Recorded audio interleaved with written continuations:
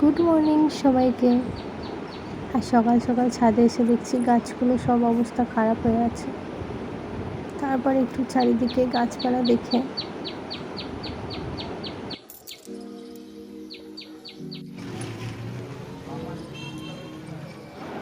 বেরিয়ে পড়লাম মাসি শাশুড়ির বাড়ি। তো একটা মিষ্টির দোকানের সামনে এসে দাঁড়ালাম। বরমশাই গেল মিষ্টি কিনতে। আমি তো মিষ্টি 4-5 কিলো দেখছিলাম, কী কী মিষ্টি আছে আর কী নিতে হবে। বরমশাই জিজ্ঞেস করলো কী মিষ্টি নেব। তারপর রসগোল্লা আর দইয়ের প্যাকেট নিয়ে নিলাম।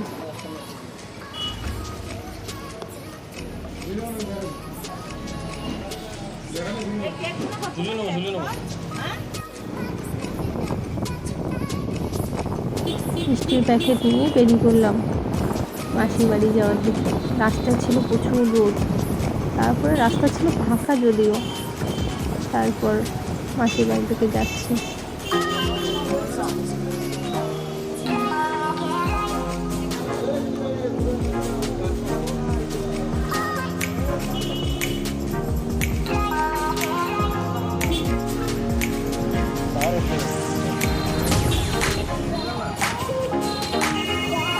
কাটোয়া ঢুকতে দেখছি ভালোই ভিড় আছে রাস্তাটা। তো তারপর আস্তে আস্তে এগিয়ে চললাম। চারিদিকে কত দোকান পাখিতে বসে আছে। তারপরে আমরা বোনের জন্য চকলেট নেবো বলে একটা দোকানে দাঁড়ালাম। তারপরে কিছু চকলেট, জেমস, চিপস এসব নিয়ে মাসির বাড়ির দিকে রওনা দিলাম।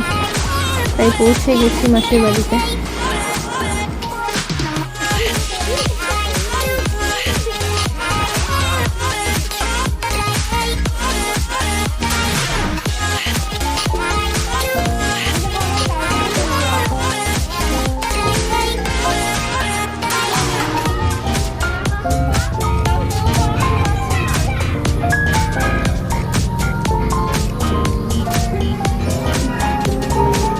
ঢুকতে মাঝখানে বসে এত দেরি, এদিকে বোন আমাদের জন্য অপেক্ষা করতে করতে এসে চলে এলাম। তারপর বউটি দিকে নিচে সব দেখছে। তারপরে আমি একটু চেঞ্জ করে নিলাম। তারপর দুই ভাই বোনে লুডো খেলতে শুরু করে দিয়েছে। আমি তো খেলতে বসছি।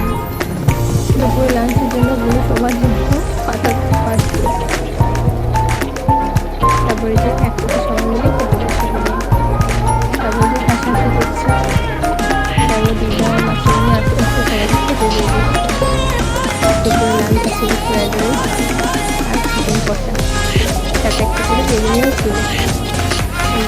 লাস্টে দই আর মিষ্টি খেয়ে আমরা উপরে আসছি। গরমে খাওয়ার সময় আর দই মিষ্টি খাইলে বলে আপনি বসে বসে খাচ্ছি। আর একটু দিয়ে আমার লিখেছে, ড্রয়িং করেছে, সব দেখা করে খাতা নিয়ে রাখছি। তারপর আবার মাসি নিয়ে ফোন নিয়ে একটা চলেছি।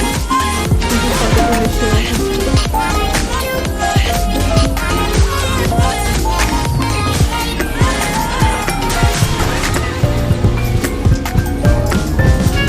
তারপর বিকেলে ঘুমতে বলতে একটু ফ্রেশ হয়ে ছাদে যাবো, খুব গরম।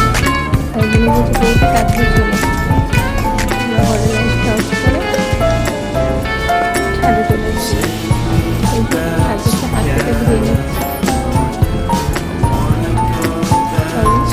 আনবে চাল ভাজে মুড়ি, আলু ভাজে মুড়ি আনা আছে। পাশের বাড়ি দাদুবাড়ির সাথেও মার্কেট করতে শুরু করে দিয়েছে।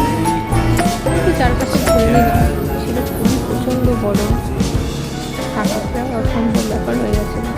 তার সাথে সাথে ঘুরে চলে এসেছে চাল ভাজে মুড়ি। আমরা সবাই সন্ধ্যাবেলা এইভাবেই ছাদে বসে বসে খেয়েছিলাম। তারপরে একটু নিচে নেমে নিলাম আমি খাওয়া দাওয়ার জন্য। বলছে তুমি আমার পাশে বলছো, তারপর থেকে তো বসতে একটু সাজে। আমি ঘরে লাইটটা অফ করে নিচে আসছি চলে। তারপর আর একবার ছাদ থেকে ঘুরে এলাম, এত গরম করছিল। ছাদে লাইট অফ থাকে, বাইরে অন্ধকার দেখা যায়।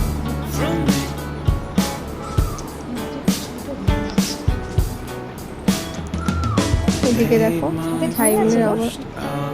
ওর কানে শুনছে, ওর মুখে বলছে, বাচ্চা ছেলেদের মতো। তারপর রাতের ডিনার টিনার খেয়ে সকালবেলা ঘুম থেকে উঠে আবার ছাদে চলে এলাম। যাই হোক, দিনটা ভালোই কেটেছে। আশা করি আজকের দিনটাও খুব ভালো কাটবে। তো আমার ভিডিও যদি তোমাদের ভালো লাগে অবশ্যই একটা সাবস্ক্রাইব, একটা লাইক করে দিও। তারপর আমি ঠাকুর প্রণাম করে নিচে চলে যাই। Tata, by.